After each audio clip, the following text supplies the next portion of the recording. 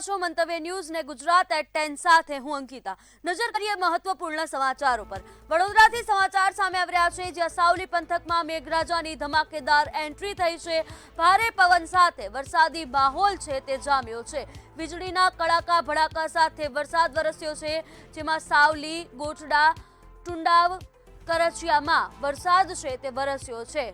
રસુલપુર, વાંકાનેર સહિતના ગામોમાં વરસાદ છે તે વરસ્યો છે। વરસાદથી વાતાવરણમાં ઠંડક પ્રસરી છે। ગરમી અને ઉકળાટથી લોકોને રાહત મળી છે।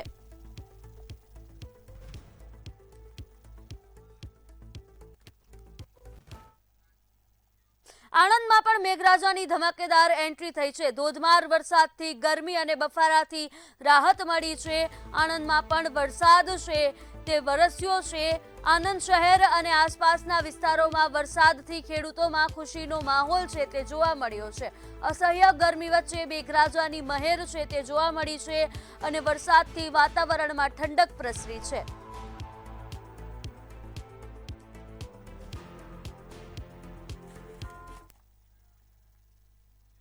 તો સુરેન્દ્રનગરના લીંબડીમાં પણ વરસાદી માહોલ જામ્યો છે। સુરેન્દ્રનગર, લીંબડી સહિત તાલુકામાં વરસાદી માહોલ છે તે જામ્યો છે। લીંબડી સહિત આસપાસના ગ્રામ્ય વિસ્તારોમાં વરસાદી માહોલ જોવા મળ્યો હતો, જેમાં રામરાજપર, નાના ટીબલા, મોટા ટીબલામાં વરસાદ વરસ્યો છે। નટવરગઢ, જાંબુ સહિતના આસપાસના વિસ્તારોમાં વરસાદથી ઠંડક પ્રસરી છે અને વરસાદથી વાતાવરણમાં ઠંડક પ્રસરતા લોકોમાં ખુશીનો માહોલ છે તે જોવા મળ્યો હતો।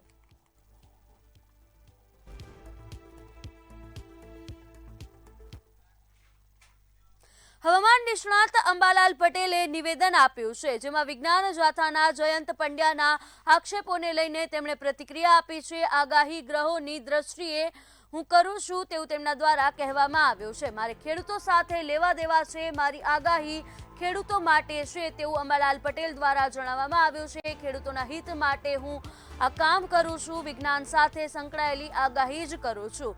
બીએસસી એગ્રીકલ્ચરનો અભ્યાસ કર્યો છે તેવું અંબાલાલ પટેલ દ્વારા કહેવામાં આવ્યું છે।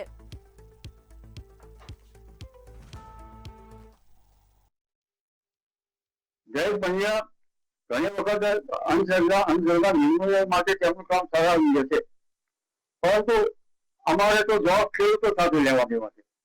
જે રીતે ખેડૂત ભાઈઓ એમ કહે છે, પાછળ વેપારીઓ એમ કહે છે, માલગાડીઓ એમ કહે છે, ત્યારે અમારો ભાઈ તમે આગાહી કરવા બંધ કરી દેજો, તમારી આગાહી ખોટી પડે છે તો અમે આગાહી કરવા બંધ કરી દઈશું। કારણ કે અમે એક અંગ્રેજી મીડિયમમાં બીએસસી એગ્રીકલ્ચર કર્યું છે, સારી પોસ્ટ ઉપર રહેલા છીએ, ખેડૂતના ખેતરે નિરીક્ષણ કર્યું છે અને એટલા માટે ખેડૂતો સાથે અમે તાદાદમાં ધરાવીએ છીએ। એટલે જે રીતે ખેડૂતો એમ કહે છે કે અંબાલાલભાઈ તમારી આગાહી કરવાનું છોડી દો, બહુ ઉદાહરણ હોય અમુક ચોક્કસ વર્ગ નહીં અને માલધારી વર્ગ કે પાછળ વર્ગ કે ભાઈ તમે આગાહી કરવાનું બંધ કરી દો, તો અમારે આગાહી કરવાનું બંધ કરી દઈશું। અમદાવાદ ગ્રામ્ય પોલીસમાં મોટા પાયે બદલીનો ગંજીપો છીપાયો છે। અમદાવાદથી આ સમાચાર છે, જે અમદાવાદ ગ્રામ્ય એસપી ઓમપ્રકાશ જાટ દ્વારા બદલી કરવામાં આવી છે। એક સાથે 162 પોલીસ કર્મચારીઓની બદલી કરવામાં આવી છે।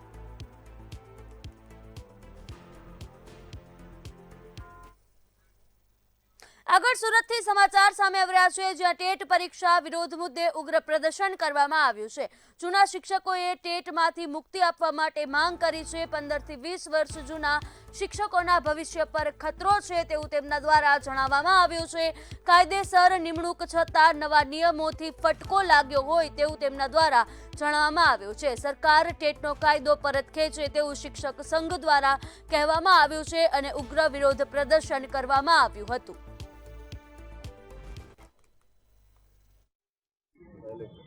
સુરત ગ્રામીણ શિક્ષા એસોસિએશન જે ટેટ પરીક્ષાને લઈને હાલ તો આપણે કલેક્ટર કચેરી પહોંચ્યા છે આવેદનપત્ર પર, ખાસ કે એમની જોડે સીધો વાત કરશું। શું કહેશો, આપનું શું નામ છે અને ટેટ પરીક્ષાને લઈને કલેક્ટરને આવેદનપત્ર આપ્યું છે, શું કહેશો, શું વિરુદ્ધ વાત છે? નિલેશ કુમાર બંસીલાલ પંડ્યા, રાષ્ટ્રીય શૈક્ષિક મહાસંઘ સુરત જિલ્લા અધ્યક્ષ। આજે અમારો ધરણા અને આવેદનપત્ર આપવાનો કાર્યક્રમ હતો। નામદાર સુપ્રીમ કોર્ટે 29 મે 2026ના રોજ એક ચુકાદો આપેલો છે કે 2010 પહેલાં જે શિક્ષકોની ભરતી થયેલી છે એમને ટીચર એલિજિબલ ટેસ્ટ એટલે ટીઈટી ટેટની એક્ઝામ આપવાની થાય છે. તો અમારા આવેદનમાં એ જ કહેવાનું છે કે જ્યારે અમે શિક્ષક તરીકે લાગ્યા અને અમને જ્યારે નિમણૂક આપવામાં આવી ત્યારે અમે માપદંડો નક્કી કરેલા લાયકાતના ધોરણે અમે પરીક્ષા પાસ કરીને એ વખતે પ્રમાણપત્રો રજૂ કરીને અમે શિક્ષક તરીકે લાગ્યા હતા. તો 20, 25, 30 વર્ષની અમારા શિક્ષકોનો સર્વિસનો અનુભવ થઈ ગયો. તો હવે ટેટની એક્ઝામ શા માટે જરૂરી અને વર્ષમાં 50 કલાકની શિક્ષક તાલીમ અમે ઓનલાઈન અને ઓફલાઈન લેતા જોઈએ છે. એટલે નૂતન પ્રવાહોથી પણ અમે વાકેફ છીએ, અનુભવી છીએ. એટલા માટે માનનીય પ્રધાનમંત્રી શ્રી અને કેન્દ્રીય શિક્ષણ મંત્રી શ્રીને એક આવેદન આપીને નમ્ર નિવેદન કરીએ છીએ કે સુપ્રીમ કોર્ટના ચુકાદાને ફરીથી પુનઃ વિચારાધીન મૂકવા માટે લોકસભામાં એક ખરડો લાવે, પસાર કરે અને અમારી લાગણી ત્યાં પહોંચાડી અને ટેટમાંથી અમારા શિક્ષકોને મુક્તિ આપે. આજે ટેગ છે સુપ્રીમ કોર્ટને કેમ લાવવું પડ્યો છે, શું લાગે છે આમાં? સુપ્રીમ કોર્ટે એક આગળની સંસ્થા લઘુમતી સંસ્થાના અનુસંધાને આ ચુકાદો આપેલો અને પૂરા દેશમાં લાગુ થયેલો છે એટલા માટે આપવામાં આવેલો હતો. તો કુદરતી ન્યાયની સંગતમાં જોઈએ તો 20, 25, 30 વર્ષના અનુભવી શિક્ષકોને આ ટેટ આપવાની જરૂરી મને નથી લાગતી. અને અમારી રજૂઆત એવી છે કે અમારા 2010 પહેલાંના જે શિક્ષકો લાગેલા છે તે લોકોને આ પરીક્ષાની કોઈ જરૂરિયાત નથી, કારણ કે ટાઈમે અત્યારે બી 50 કલાકની તાલીમ ઓફલાઈન મળે જ છે. તો એ લોકો જે નવી ટેકનિક્સ આવે છે તેનાથી વાકેફ છે, તો પછી આ પરીક્ષાની જરૂર જ શું છે? તમે લોકો જે રજૂઆત કરી છે, જે રજૂઆત નહીં માનવામાં આવે તો આગળ શું કદમ રહેશે? આગળ ઉપરથી અમને ગાઈડન્સ આપવામાં આવશે એ પ્રમાણે અમે આગળ આંદોલનો કરીશું પ્રાંત કક્ષાએથી. ન માનવામાં આવે તો, કેમ કે શિક્ષકોને આ ટેટ પરીક્ષા પાસ કરવા બાબતમાંથી એ લોકોને જે માનસિક તાણ અનુભવે છે કે ટેટ પરીક્ષા પાસ કરવી પડશે સુપ્રીમ કોર્ટના આદેશ અનુસાર, માનસિક તાણમાંથી રાહત મળે. બિલકુલ. આ સુરત શહેર જે શિક્ષક છે જે સુરત જિલ્લાથી આવી રહ્યા છે, ખાસ કરીને વાત કરીએ જે સુપ્રીમ કોર્ટને ચુકાદો છે કે જે જૂના જે શિક્ષકો છે એને ટેટ પરીક્ષા પાસ કરવું પડે ત્યાર પછી એ લોકોને તાલીમ આપી શકે કે લઈ શકે, તે લઈને હાલ કલેક્ટર ઓફિસ પહોંચ્યા છે અને એમને રજૂઆત કર્યું છે કે અમારે આનામાં પૂર્ણ વિચાર કરે તેવી આવેદનપત્ર આપવામાં આવ્યું છે. કેમેરામેન શોએબ શેખ સાથે દીપક રાય, મંતવ્ય ન્યૂઝ, સુરત. શિક્ષકો માટે ટેટની પરીક્ષા ફરજિયાત બનાવવા પર દેશભરમાં વિરોધનું વંટોળ જોવા મળી રહ્યું છે. ત્યારે આજે જૂનાગઢ જિલ્લા પ્રાથમિક શિક્ષક ઉત્કર્ષ મંડળ દ્વારા આ નિર્ણય લઈને વિરોધ કરવામાં આવ્યો હતો. વર્ષો સુધી સેવા આપી રહેલા શિક્ષકો પર અચાનક લાદેલા આ નિર્ણયથી શિક્ષકોમાં ભારે નારાજગી જોવા મળી રહી છે. વિરોધ પ્રદર્શન કરતા શિક્ષકો દ્વારા આ નિર્ણય પર પુનઃ વિચારણા કરવા સરકારને અપીલ પણ કરવામાં આવી છે.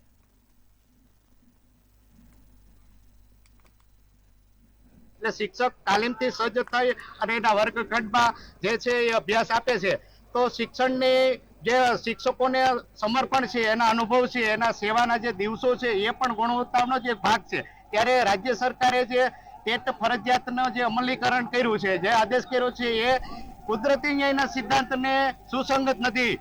એટલે આપણે રાજ્ય સરકારને આજે અમે બધા જુદા જુદા સંગઠનોના માધ્યમથી ભેગા થયા છે અને માનનીય જિલ્લા કલેક્ટર શ્રી ને જુનાગઢ જિલ્લા કલેક્ટર શ્રીને આવેદન આપીએ છીએ અને અમારી માંગણી છે કે ફરજિયાત ટેટમાંથી સરકાર પુનઃ વિચારણા કરે. આદરણીય શ્રી સુપ્રીમ કોર્ટ દ્વારા ટેટ પરીક્ષા પાસ કરવા માટે દરેક રાજ્યના બધા જ શિક્ષકો માટેનો જે કાયદો આવેલો છે, તો એના માટે અમારી કેન્દ્ર સરકારને વિનંતી છે કે આ કાયદા ઉપર ફરી વિચારણા કરવામાં આવે. આ પહેલા પણ હિન્દી અને સીસીસી જેવી પરીક્ષાઓ આવેલી અને એ બંને પરીક્ષા છે દરેક શિક્ષકોએ પાસ પણ કરેલી છે. જો આમને આમ એક પછી એક પરીક્ષાઓ ચાલુ રહેશે તો શિક્ષકોનું જે માનસિક ધ્યાન છે એ બાજુ જ રહેશે અને એની અસર છે બાળકોના શિક્ષણ ઉપર પણ જોવા મળશે.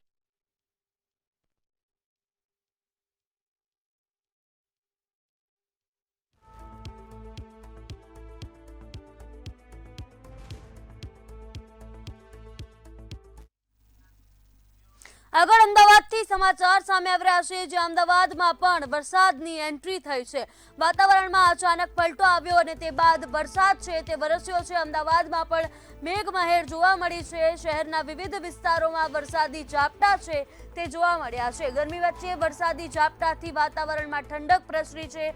લોકોને અસહ્ય ગરમીથી મહદઅંશે છુટકારો મળ્યો છે। ઠેર ઠેર રસ્તાઓ પર વરસાદી પાણી છે તે ફરી વળ્યા છે।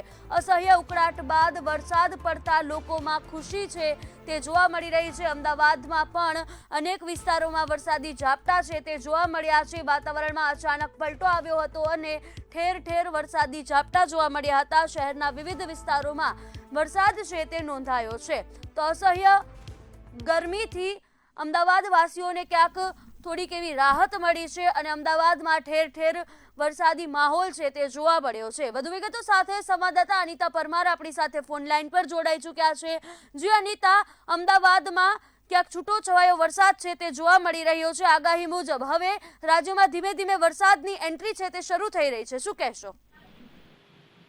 ચોક્કસથી જે પ્રમાણે હવામાન વિભાગે પણ આગાહી કરી હતી કે હવે રાજ્યમાં વરસાદી માહોલ જે છે તે જામવાનો છે, ત્યારે અત્યારે હાલ અમદાવાદની જો વાત કરવામાં આવે તો અમદાવાદના વિવિધ વિસ્તારોમાં વરસાદી ઝાપટા જે છે તે જોવા મળી રહ્યા છે। ખાસ જો વાત કરવામાં આવે તો બોપલ, ગુમા, આંબલીમાં અત્યારે હાલ ઝરમર વરસાદ જે છે તે વરસી રહ્યો છે। સાથે જો વાત કરવામાં આવે તો ઇસ્કોન એસજી હાઈવે વાળો જે પટ્ટો છે, ગોતા વૈષ્ણોદેવી વાળો જે રસ્તો છે, ત્યાં પણ અત્યારે હાલ વરસાદી ઝાપટા જે છે તે જોવા મળી રહ્યા છે। અત્યારે હાલ આજે વરસાદ પડી રહ્યો છે એ સર્વત્ર કહી શકાય કે આખા સર્વત્ર અમદાવાદની અંદર આ વરસાદ જોવા મળી રહ્યો છે। જે પ્રમાણે વેસ્ટર્ન ડિસ્ટર્બન્સ અને મોન્સૂન ટ્રફના કારણે થઈને અત્યારે હાલ રાજ્યમાં વરસાદી માહોલ જે છે તે જોવા મળી રહ્યો છે અને ઘણી જગ્યાએ વીજળીના કડાકા ભડાકા સાથે આ વરસાદની એન્ટ્રી જે છે તે થઈ છે। ત્યારે ખાસ જો વાત કરવામાં આવે તો ગઈકાલે મોડી રાતે પણ થોડી જગ્યાઓ પર ઝાપટા જોવા મળ્યા હતા ને અત્યારે હાલ જો વાત કરવામાં આવે તો આ 2 દિવસથી વાતાવરણ જે છે તેની જો વાત કરવામાં આવે તો જે તાપમાનનો પારો જે છે એ પણ અત્યારે હાલ ઓછો થયો છે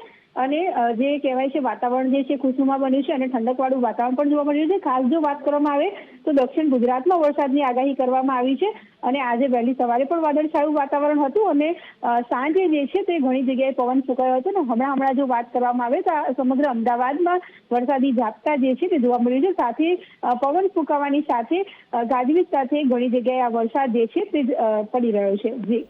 જી અનિતા, સમગ્ર માહિતી બદલ આભાર।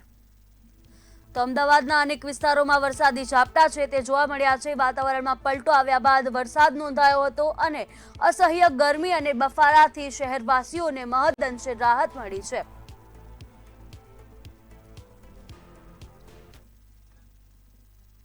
સુરતના હજીરા કાંઠા વિસ્તારમાં સરકારી જમીન ફાળવણીના મુદ્દે સ્થાનિકોમાં ભારે વિરોધ જોવા મળ્યો છે। તાલુકા પંચાયત સદસ્ય દીપક પટેલની આગેવાનીમાં કલેક્ટરને આવેદનપત્ર આપી ઉગ્ર રજૂઆત કરવામાં આવી હતી। રાજગીરી ગામની સર્વે નંબર 52ની આશરે 500 વીઘા સરકારી જમીન જીઆઈડીસીને ફાળવાતા આસપાસના 4 ગામોના અસ્તિત્વ પર જોખમ ઊભું થયું હોવાના સ્થાનિકોના આક્ષેપ છે। દામકા ગામની સર્વે નંબર 508 અને 509ની જમીન પર પશુપાલન થતું હોવાનું સામે આવ્યું છે। કંપનીઓને જમીન આપવાથી વરસાદી પાણીના નિકાલની ખાડી બંધ થવાની તેમજ પૂરનો ખતરો વધવાની ચિંતા વ્યક્ત કરવામાં આવી છે। હજીરા કાંઠાની વિસ્તારિત જે સ્થાનિક લોકો છે સુરત કલેક્ટર ઓફિસ પહોંચ્યા છે વિરોધ કરવા। આપણે એમની જોડે વાત કરશું। જે વિસ્તાર છે એમાંથી લોકો લઈને આવ્યા છે વિરોધ કરવા, શું માંગ છે? સાહેબ, અમારી સ્પષ્ટ એક જ માંગ છે કે હજીરા કાંઠા વિસ્તારમાં કંપનીઓને જે જમીન ફાળવવામાં આવી રહી છે એ ફાળવવા માટે, કારણ કે અમારા હજીરા વિસ્તારમાં જેટલી ઇન્ડસ્ટ્રી ડેવલપ થવાની થઈ ગઈ સાહેબ, હવે અમારા હજીરા વિસ્તારમાં અમારી પાસે કોઈ જમીન જ નથી। આ જે જમીન ફાળવવામાં આવી છે સાહેબ સરકારી રિઝર્વેશન જમીન છે કે જ્યાં 2006માં રેલ આવી હતી। 2006માં જે રેલ આવી હતી એ રેલ પછી સુગનાબેન ભટ્ટ દ્વારા એક રિપોર્ટ તૈયાર કરવામાં આવ્યો। એ રિપોર્ટમાં ટેના ખાડીનું સ્પષ્ટ મેન્શન કરવામાં આવ્યું કે આ ભવિષ્યમાં જો સુરતમાં આવી રેલ આવશે, આવું પૂરનું પાણી આવશે તો આ ટેના ક્રીક દ્વારા દરિયામાં જઈ શકે અને સુરત બચી શકે। આવા રિઝર્વેડ એરિયાને પણ જો સરકાર પ્રાઇવેટ કંપનીને ફાળવતી હોય તો એનો સ્પષ્ટ વિરોધ કરવા માટે અમે અહીં આવ્યા છીએ। ગ્રામ પંચાયતમાં કોઈ પણ જાતનો ઠરાવ કરવામાં આવેલ નથી, ગામને વિશ્વાસમાં લેવામાં આવેલ નથી। સરકારી જમીનમાં અમારા ગામના કેટલાક પશુપાલકો જે પશુપાલન કરે છે એ પણ આમાં જે પશુપાલનો આમાં ચરે છે અને આ સરકારી જમીન આપી દેવાને લીધે એએમએનએસને આપી દેવાને લીધે અમારા પશુપાલકો પણ હવે એમની પણ કફોડી સ્થિતિ છે। આ જે જગ્યા છે એ તાપી નદીના ફ્લડ પ્લેન ઝોનમાં આવે છે, એટલે કે જ્યારે વરસાદી ઋતુમાં પાણી વધારે થાય અને પાણી નીકળવા માટે જે જરૂરિયાત જરૂરિયાતપૂર્વકની જગ્યા હોય છે એ જગ્યા ઉપર દબાણ ઊભું થશે, જેને કારણે આસપાસના ગામોમાં પાણી ભરાવાની શક્યતા છે. વર્ષ 2006માં જ્યારે સુરત શહેરમાં પૂર આવ્યું હતું ત્યારે સુગનાબેન ભટ્ટની કમિટી ઘડવામાં આવી હતી સરકાર દ્વારા, અને કેમ પૂર આવ્યું છે એના તારણો કાઢવામાં આવ્યા હતા, જેની અંદર એક તારણ એ પણ કાઢવામાં આવ્યું હતું કે જે તાપી નદીનો ફ્લડ પ્લેન ઝોન છે એની પર ઘણા દબાણો ઊભા થયા છે, અને આ જે જગ્યા ફાળવવામાં આવેલ છે ત્યાં ક્રીકો પસાર થાય છે, અને બિલકુલ તાપી નદીના ફ્લડ પ્લેન ઝોનને બિલકુલ લગોલગ ત્યાં આ જગ્યા ફાળવવામાં આવેલ છે. તો આ જગ્યા પર દબાણ ઊભું થશે તો પાછળ જે બેકવર્ડ સાઈડ છે નદીનો એની અંદર પાણી ભરાવાની અને પૂર આવવાની શક્યતા છે, અને ગામોમાં પાણી ભરાઈ જવાની શક્યતા છે. જેથી અમારો એ બાબતે વિરોધ છે કે જ્યારે આવી જમીનો ફાળવવામાં આવશે તો ગામોના અસ્તિત્વ જોખમમાં આવશે, લોકોની ખેતી છીનવાઈ જશે, રોજગારી પર પ્રશ્નો ઊભા થશે. તો યોગ્ય જગ્યાઓ ફાળવવામાં આવે અને આવી ક્રિટિકલ જગ્યાઓ ફાળવવાથી બચવામાં આવે. બિલકુલ. તો હજીરા કાંઠાના લોકો છે જે વિરોધ કરી રહ્યા છે, ખાસ કરીને જે સરકાર દ્વારા જમીન એમએનએસ કંપનીને ફાળવવામાં આવ્યું હતું તે લઈને વિરોધ કરી રહ્યા છે. જ્યારે આમાં કોઈ ભવિષ્યમાં પૂર આવે છે તે અમારે ગામમાં સ્થિતિ જતો હશે, ખાસ કરીને અમારે જે ગામમાં રહેતા લોકો છે એને બદલાઈન કરવાનું મજબૂર બનશે. કેમેરામેન શોએબ શેખ સાથે દીપક રામ, મંતવ્ય ન્યૂઝ, સુરત. ખાનગી શાળાઓને ટક્કર આપે તેવી વડોદરાની કવિદુલ્લા કાગ પ્રાથમિક શાળા આજે સમગ્ર ગુજરાતમાં અનોખી ઓળખ બનાવી રહી છે. ગુજરાતની એકમાત્ર એવી સરકારી શાળા તરીકે તેની ચર્ચા થઈ રહી છે જ્યાં વિદ્યાર્થીઓની વધતી સંખ્યાને કારણે એડમિશન નથીનું બોર્ડ લગાવવાની ફરજ પડી છે. વર્ષ 2010માં શરૂ થયેલી આ શાળા આજે પીએમ શ્રી શાળા તરીકે પણ સ્થાન મેળવી ચૂકી છે. ગુણવત્તાસભર શિક્ષણ અને સર્વાંગી વિકાસના કારણે આજે આ સરકારી શાળા સમગ્ર ગુજરાત માટે પ્રેરણારૂપ બની છે.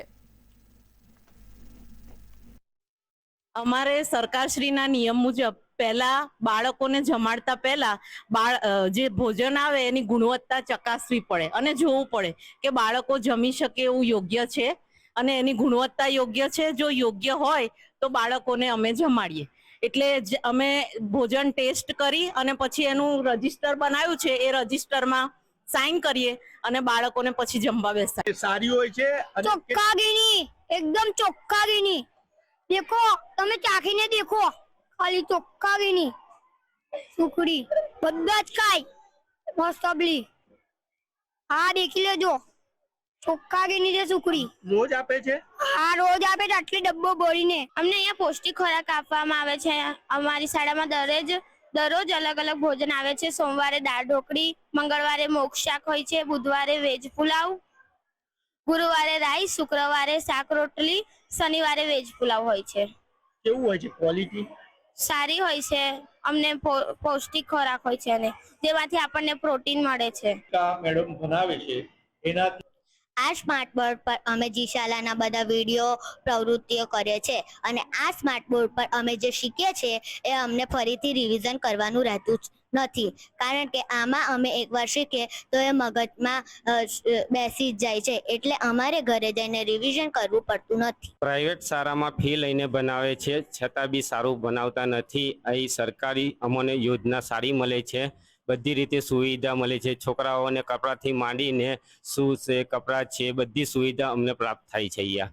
એટલા માટે અમારા છોકરાનું ભવિષ્ય અહીં સારું મળે છે. સૌથી પહેલાં ફી તો જે પ્રાઇવેટ સ્કૂલો હોય છે એમાં ફી ખૂબ જ હોય છે, અને એના બદલામાં જે સુવિધાઓની વાત કરીએ તો આ શાળામાં બધા સ્માર્ટ ક્લાસ છે, લાઇબ્રેરીની સુવિધા છે, અને અહીંના જે શિક્ષકો છે એ બાળકો પર પૂરતું ધ્યાન આપે છે. બીજું જોવા જઈએ તો આજે અમે જે પરીક્ષા જે થઈ એની આ ઉત્તર વહી ચેક કરવા આવ્યા હતા કે એમાં કંઈક બાળકમાં જે કંઈક ખામી હોય કે જે કંઈક પ્રોબ્લેમ હોય તો અમને મેડમ જણાવી શકે અને અમે કંઈક હોય તો અમે મેડમને કહી શકીએ. આ સ્કૂલમાં પ્રાઇવેટ કરતાં બી સરકારી સ્કૂલમાં એટલું સરસ છે જેથી કરીને કે કોઈ બી છોકરો અહીંયા આવે ને હોશિયાર થઈને આગળ વધી શકે છે. આચાર્યથી માંડીને શિક્ષકો માંડીને બધા મેનેજમેન્ટ બહુ સરસ છે અને છોકરાનું ભણતર ભવિષ્ય બહુ સારું છે. ખાનગી શાળાની જગ્યાએ આ શાળામાં મૂકવા પાછળનું કારણ શું? બહુ સારું છે કેમ કે આ એટલું આગળ વધી રહ્યું છે ને ભણતરમાં, ને બધી રીતના ધ્યાન આપીને શિક્ષકો ભણાવે છે બાળકોને, ને સારી રીતના ભણાવે છે ને બધા છોકરાઓ હોશિયાર થઈને આગળ નીકળે છે.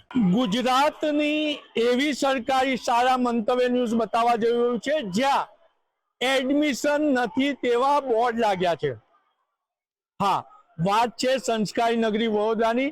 આ વડોદરાની કવિ દુલા કાગ પ્રાથમિક શાળા છે જે વારસિયામાં આવેલી છે. અહીંયા ગુજરાતી મીડિયમ અને ઇંગ્લિશ મીડિયમ ભણાવવામાં આવે છે. અહીંયાની પડોશમાં આવેલી ખાનગી શાળામાં એડમિશન છે, પરંતુ આ નગર પ્રાથમિક સંચાલન થકી ચાલતી શાળામાં એડમિશન નથી. આપણે અહીંના આચાર્ય સાથે વાત કરીશું કે આવી પરિસ્થિતિ થવા પાછળનું કારણ શું કહો છો? કવિ દુલા કાગ પ્રાથમિક શાળામાં એડમિશન નથી એવા બોર્ડ લગાવવા પડ્યા છે, કેમ? અને આ શાળામાં તમે કેટલા વર્ગ બનાવો છો, કેટલા મીડિયમના વર્ગ બનાવો છો? છેલ્લા 2 વર્ષથી સ્કૂલની અંદર નો એડમિશન જેવી સ્થિતિ હોય છે. ચાલુ વર્ષે અમે ડિસેમ્બર મહિનામાં જ એડમિશનની શરૂઆત કરી દીધેલી છે. જૂન મહિનાના પ્રથમ દિવસથી જ અમારું શૈક્ષણિક કાર્ય સ્ટાર્ટ થઈ ગયું છે. શાળાની અંદર જોવા જઈએ તો ગવર્મેન્ટ દ્વારા smart class, computer lab, science lab, CSR અંતર્ગત પણ અમને ઘણો એવો લોકફાળો મળી રહ્યો છે. નગર પ્રાથમિક શિક્ષણ સમિતિ દ્વારા પણ ઘણી બધી સુવિધાઓ અમને આપવામાં આવી રહી છે. આ અંતર્ગત દિવસે દિવસે બાળકોની સંખ્યામાં વધારો થતો જોવા મળી રહ્યો છે. અત્યારે વાત કરીએ તો ગુજરાતી મીડિયમની અંદર 1100 બાળકો અભ્યાસ કરી રહ્યા છે અને અંગ્રેજી મીડિયમની અંદર 600 બાળકો, સાથે સાથે સિનિયર અને જુનિયર કેજીમાં બંને મળીને 400 બાળકો અભ્યાસ કરી રહ્યા છે. સ્કૂલની એકંદરી સ્ટ્રેન્થ જોવા જઈએ તો 2000 પ્લસ છે. સાથે સાથે રાજ્ય સરકાર દ્વારા લેવામાં આવતી NMMS, CET, જ્ઞાન સાધના જેવી પરીક્ષાઓની અંદર અમારા બાળકો સમગ્ર ગુજરાતમાં અવ્વલ રહે છે અને ગવર્મેન્ટની શિષ્યવૃત્તિ પણ મેળવી રહ્યા છે. સાથે સાથે ખુશીની વાત એ છે કે 2010માં જ્યારે સ્કૂલની સ્થાપના થઈ એટલે આજે 17મા વર્ષમાં જ્યારે સ્કૂલ પ્રવેશી છે ત્યારે સ્કૂલની અંદર અભ્યાસ કરતા ભૂતપૂર્વ વિદ્યાર્થીઓ અત્યારે એન્જિનિયરિંગ પણ કરી રહ્યા છે. કેટલાક વિદ્યાર્થીઓ CA ની તૈયારી પણ કરી રહ્યા છે. એટલે ઉત્તરોત્તર બાળકો ખૂબ જ પ્રગતિ કરી રહ્યા છે અને સમાજને અમે એવું કહેવા માંગીએ છીએ કે ગવર્મેન્ટ સ્કૂલની અંદર સારામાં સારું એજ્યુકેશન આપવામાં આવે છે. સરકારની જે મહત્તમ યોજનાઓ છે એનો પ્રચાર પ્રસાર કરી અને બાળકોને કઈ રીતે ફ્રી એજ્યુકેશન મળે એ દિશામાં અમે લોકો કામ કરી રહ્યા છીએ. એટલે કહી શકાય કે પ્રધાનમંત્રીની ઈચ્છાની અનુસાર આ શાળા છે. અહીંયા લેબોરેટરી છે, લાઇબ્રેરી છે અને અહીંયા ગુજરાતી મીડિયમ અને ઇંગ્લિશ મીડિયમ બનાવવામાં આવે છે. આચાર્યશ્રી તો કહી રહ્યા છે કે અમે ઇંગ્લિશ મીડિયમ અને ગુજરાતી મીડિયમ બનાવીએ છીએ અને મહત્વની બાબત એ છે બાજુની પ્રાથમિક શાળામાં એડમિશન છે, અહીંયા એડમિશન નથી. ત્યારે આપણે મંતવ્ય ન્યૂઝ વિદ્યાર્થીઓનું નોલેજ કે ખરેખર એમને ભણાવવામાં આવે છે. આપણે વિદ્યાર્થીનીને પૂછીશું, શું કહો છો તમે, કયા મીડિયમમાં ભણો છો અને તમને કેવું ભણાવવામાં આવે છે? I am studying in English medium. Teachers are very carefully to study and MDM is very delicious and classes are very neat and clean and computer lab and library are teach in stories and every class to smart screen TV so teach. એટલે English medium હોય કે Gujarati medium ના બાળકોને અહીંથી ભણેલા બાળકો અત્યારે CA ને એન્જિનિયરિંગનું અભ્યાસની તૈયારી કરી રહ્યા છે. એટલે જે રીતના સરકારી શાળાને બદનામ કરવામાં આવતું હોય છે ત્યારે ગુજરાતની આ શાળા છે કે જ્યાં આગળ 2000 વિદ્યાર્થીઓ છે ને અહીંયા પ્રવેશ ઉત્સવ શરૂ થાય એના 3 મહિના પહેલા એડમિશન ફૂલ થઈ જાય છે. કેમેરામેન મિલિંદ મેલે સાથે નિલેશ બ્રહ્મભટ્ટ, મંતવ્ય ન્યૂઝ, વડોદરા. વડોદરામાં ગટર પ્રોજેક્ટને લઈને કોન્ટ્રાક્ટર રાજના આક્ષેપો સામે આવ્યા છે. બિલગામ સહિતના વિસ્તારોમાં ચાલી રહેલી અંદાજે 70 કરોડ રૂપિયાની ગટર યોજના અટવાઈ ગઈ હોવાનું સામે આવ્યું છે. ઓક્ટોબર 2023માં વર્ક ઓર્ડર આપવામાં આવ્યા બાદ પણ કામગીરી ધીમી પડતા કોન્ટ્રાક્ટરની કામગીરી પર સવાલો ઉઠી રહ્યા છે. પ્રોજેક્ટના કારણે સ્થાનિક નાગરિકો અને વેપારીઓને ભારે હાલાકીનો સામનો કરવો પડી રહ્યો છે. ત્યારે સ્માર્ટ સિટી પ્રોજેક્ટ હેઠળ ચાલી રહેલી આ કામગીરી પર પણ ગંભીર સવાલો ઊભા થયા છે.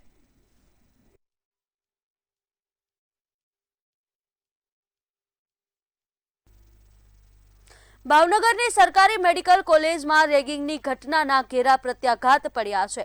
6 સિનિયર વિદ્યાર્થીઓએ પ્રથમ વર્ષમાં અભ્યાસ કરતા વિદ્યાર્થીઓનું રેગિંગ કર્યું હતું. આ સમગ્ર ઘટનાએ ઇન્ડિયન મેડિકલ એસોસિએશન દ્વારા સખત શબ્દોમાં વખોડી કાઢવામાં આવી છે. તેમજ રેગિંગ કરનારા વિદ્યાર્થીઓ સામે તાત્કાલિક કાયદેસરની કાર્યવાહી કરવાની ઉગ્ર માંગ કરવામાં આવી છે.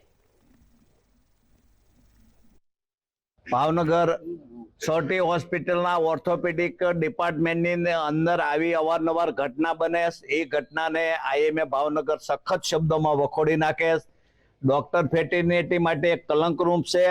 જુનિયર અને સિનિયર ડોક્ટર જે રેગિંગ કરે, આ રેગિંગ કરવા વાળા જે છે એમને આઈએમએ એવી માંગણી કરી હશે કે એના ઉપર સખતમાં સખત પગલાં લેવાય, કાયમી એમની હાકલપટ્ટી થાય. ગુજરાત એટ 10 માં હાલ બસ આટલું જ. વધુ અપડેટ્સ માટે જોતા રહો મંતવ્ય ન્યૂઝ. નમસ્કાર.